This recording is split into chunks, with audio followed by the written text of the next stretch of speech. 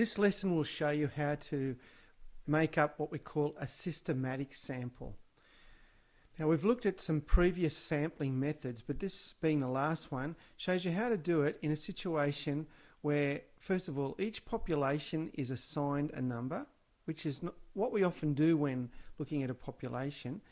But to get a systematic sample, then the first number is selected at random. So you get the first number selected randomly, but then we select every nth number. For example, every fifth number or every 12th number.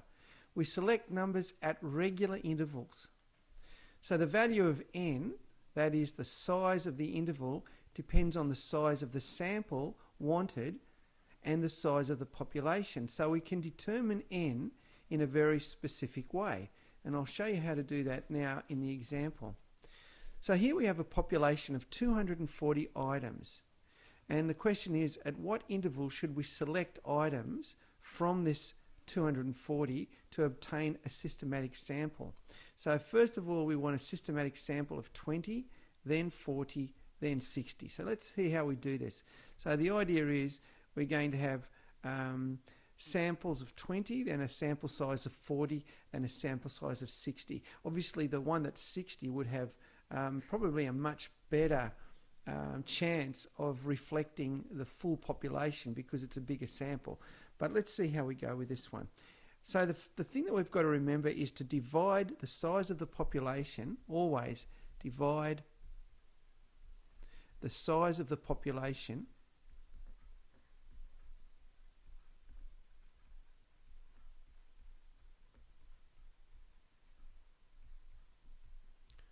which in this case is 240, by the size of the sample wanted.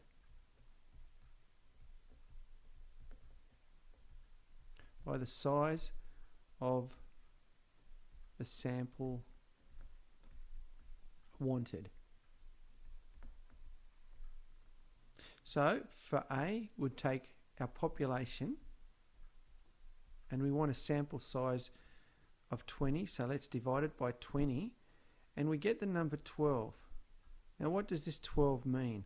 We could say, therefore, we should select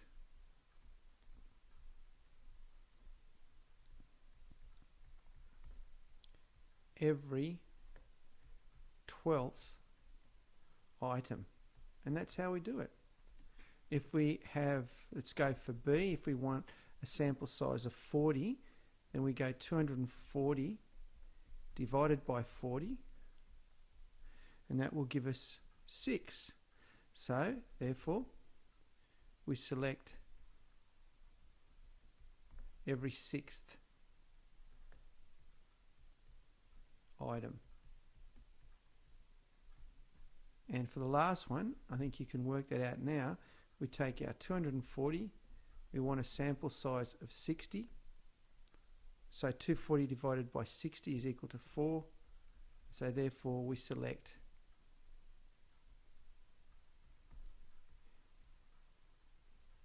every 4th item.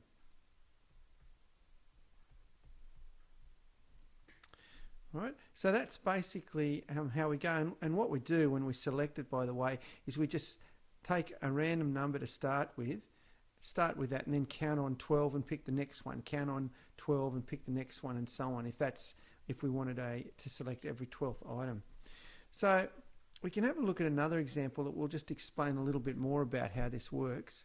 So here we go. Let's explain how to obtain a systematic sample of 10, 15 and 25 students from a year containing 150 students. Well, what we're going to do is we're going to first of all assign 1 to 150, that's the number 1 to 150, to each student. So that just basically means every student will have a number somewhere between 1 and 150. So that's the first thing. All right, now we do what we did in the previous example. We divide the size of the population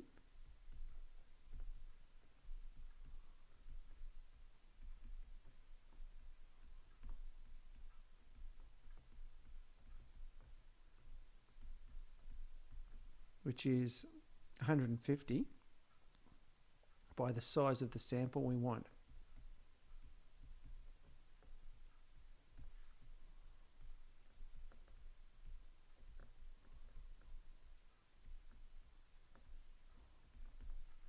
All right, so in the first case, we have a population of 150. We divide that by 10, which gives us 15. So therefore we can say we're going to start at any number. Doesn't matter where you go, just start at any number. You can randomly generate any number from 1 to 150. Okay, so any number on the list, and then select every 15th number, and then select every 15th number. All right, so that's very easy. Once you know actually how to do that, you're pretty well right. So if I did an example of this one, let's get rid of that. That shouldn't have happened. There we go. Okay, e.g. So let's take our first one. Let's say we start at 7. Okay, then we should take the following numbers. Start at 7, and then we should go to 22, 37, 52, 67, etc. until we've got our full list of students. In this case, we want 10 students. All right, now if we started at the number 24, now this is a very interesting one. I want to show you what would happen if we started at, let's say, 24. So we start at 24.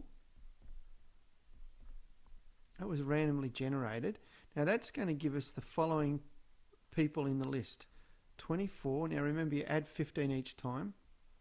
39, 54,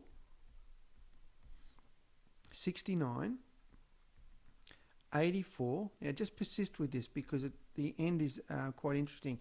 99. I'm just going to take this up a little bit.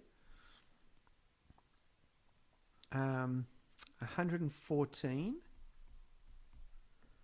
129, 144. Now we've got 1, 2, 3, 4, 5, 6, 7, 8, 9. Our next number would be 159.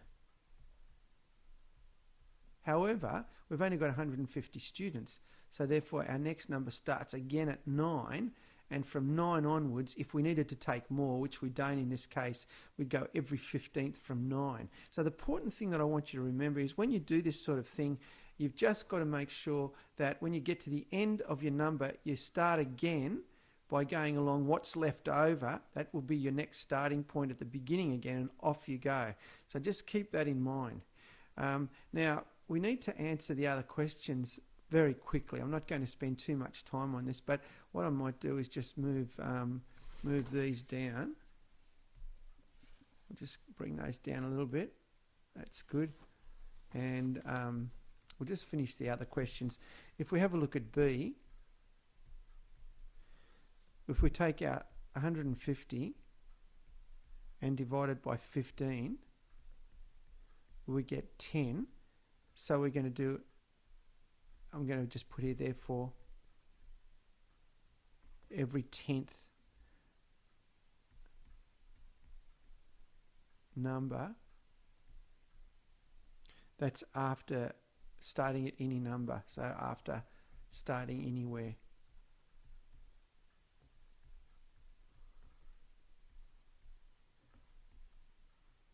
And remember, if you run over the end of the list, you just start again, but make sure you start by the remainder.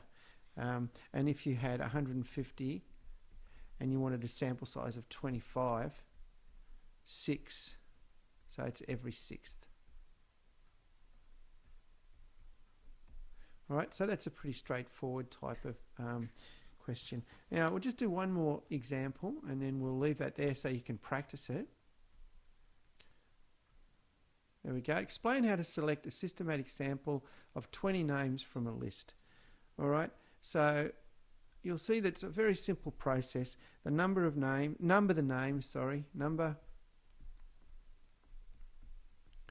names from 1 to 146. Then you take 146 and you divide it by 20 and you get 7.3. Okay, the reason why I gave you this example is because suddenly you've got a 7.3 number. What do? Well, we could say this. Therefore, start at any number like normal. So randomly select a number from 1 to 146. Start at any number. Then select every 7th number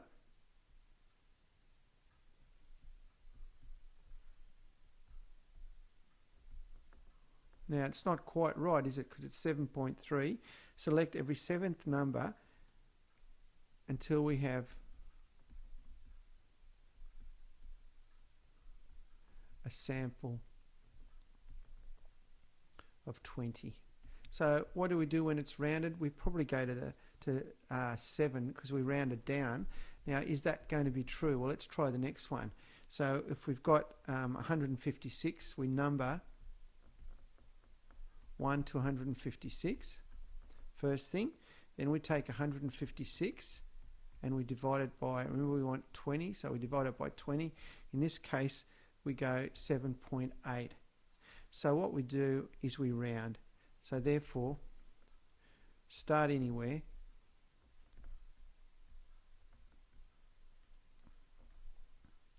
Then select. Now what would it be? Okay, round up. Select every 8th number until you've got 20. And that's what you do if the number doesn't come out. So just round it down or round it up correctly and do it that way. And that will work appropriately to select a good sample size.